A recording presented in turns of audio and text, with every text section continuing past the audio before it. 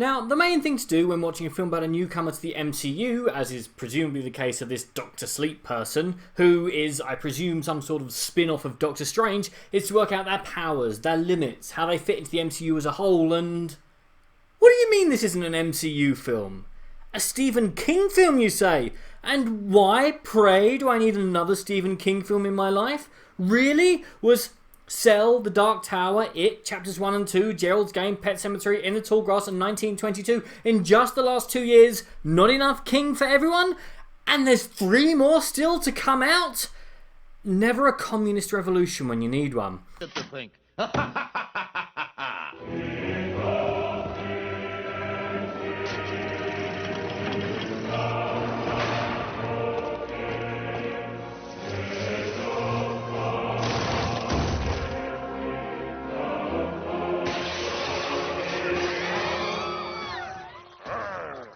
Must crush capitalism. Alright, so Doctor Sleep is the next chapter of... The Shining?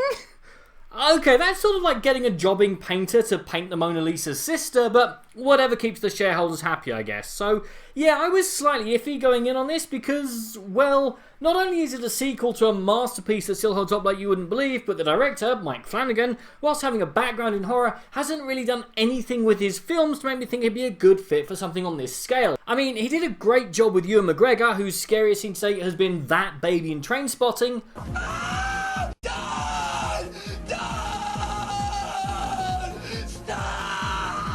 But, on the other hand, McGregor managed to make The Phantom Menace watchable, so this may well be a case of the ingredients being better than the chef.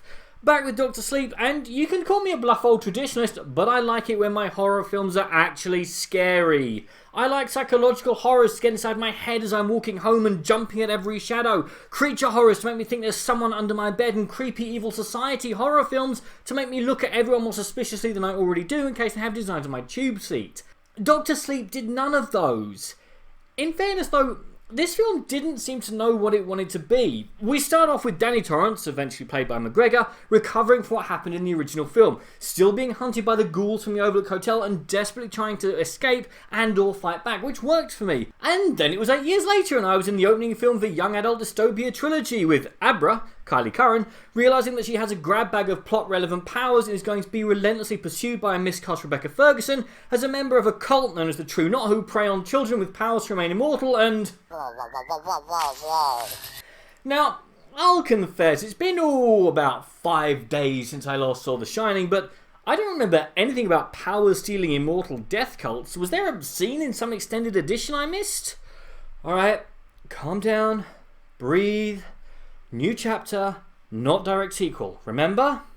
The remaining 847 years of runtime is basically Abra and Danny trying to defeat the True Knot, who are about as scary as a trick-or-treating pug, and which we are told are ancient, wealthy and connected, but which we are shown a bunch of random extras who seem to live in motorhomes along with some possibly interesting characters were they ever to get any development, and Rose the Hat Ferguson.